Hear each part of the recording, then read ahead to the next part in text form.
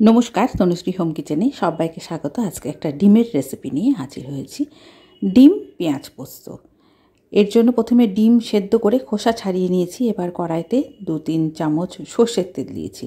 রান্নাটা সর্ষের তেলে করলে ভালো হবে। 1/2 চামচ দিয়েছি নুন তেলের সাথে ভালো করে মিশে গেলে আগে থেকে সেদ্ধ করা ডিম দিয়ে দেবো।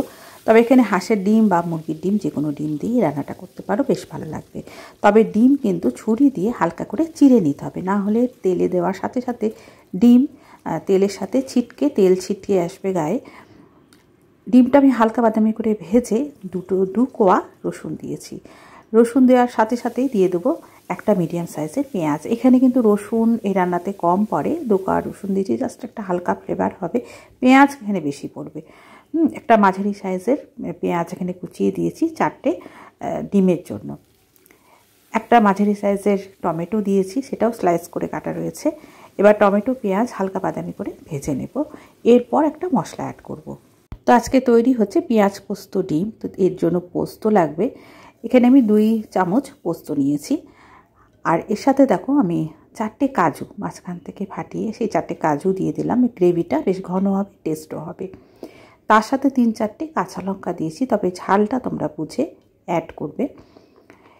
এবার অল্প অল্প জল দিয়ে একটা মিহি পেস্ট বানিয়ে নেব। আচ্ছা, আমরা অনেক সময় সর্ষে পোস্ত বাটা দিয়ে ডিম ভাপা বানিয়ে থাকি, সেটা শুধুমাত্র ভাপ দিয়ে ভালো লাগে। তবে আজকের এই ডিম পোস্ত পেঁয়াজ এটা কিন্তু ভাত রুটি দুটোর সাথেই জমে যাবে। আচ্ছা, বাটা পোস্তটা আমি দিয়ে দিয়েছি পেঁয়াজের ওপর। পেঁয়াজটা প্রথমে কিন্তু হালকা বাদামি করে ভেজে নিতে হবে। টমেটোটাও বেশ ম্যাশ হয়ে এসছে, সে সময় পোস্ত বাটা দিয়েছি। স্বাদ মতো নুন দিয়ে দিলাম 1/2 টিস্পুন মতো। আর দেবো অল্প চিনি, 1/2 টিস্পুনেরও কম দিয়েছি চিনি। একটু মিষ্টি দিলে এই রেসিপিটা খেতে বেশ ভালো লাগবে। তো নুন চিনি দিয়ে পোস্তটা বেশ ভালো করে মিশিয়ে নিচ্ছি, কারণ এটাতে কাজু দেওয়া রয়েছে, এই জন্য আঁচটা কিন্তু কমিয়ে রাখতে হবে। এরপর আগে থেকে সেদ্ধ করে ভেজে রাখা ডিম দিয়ে দিতে হবে। দিয়ে ভালো করে নেড়ে চেড়ে নেব। অল্প জল অ্যাড করে দেব।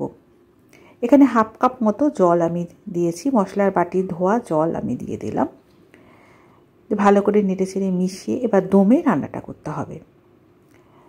ভীষণই সহজ একটা টেস্টি রান্না। ফ্লেভারের জন্য 2টো কাঁচা লঙ্কা দিয়েছি, 1/2 টিস্পুন সর্ষের তেল দিয়েছি। দিয়ে ঢাকা চাপা দিয়ে কম আছে 2 থেকে 3 মিনিট ঢাকা দিয়ে রান্না করতে হবে। তারপর গ্যাসের ফ্লেম বন্ধ করে দেবো।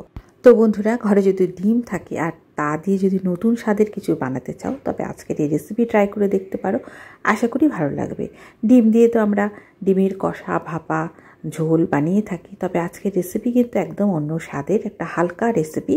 অবশ্যই ট্রাই করে দেখতে পারো। তো বন্ধুরা, আজকের এই সহজ পদ্ধতির ডিম পেঁয়াজ পোস্ত রেসিপি কেমন লাগলো অবশ্যই কমেন্ট করে জানাবে। ভালো লাগলে লাইক করে পাশে থাকবে। আজকে কোনো নতুন বন্ধু থাকলে সাবস্ক্রাইব করে রেখো এই ধরনের সহজ নিত্য নতুন রেসিপির আপডেট পাওয়ার জন্য। সকলে ভালো থেকো। ধন্যবাদ।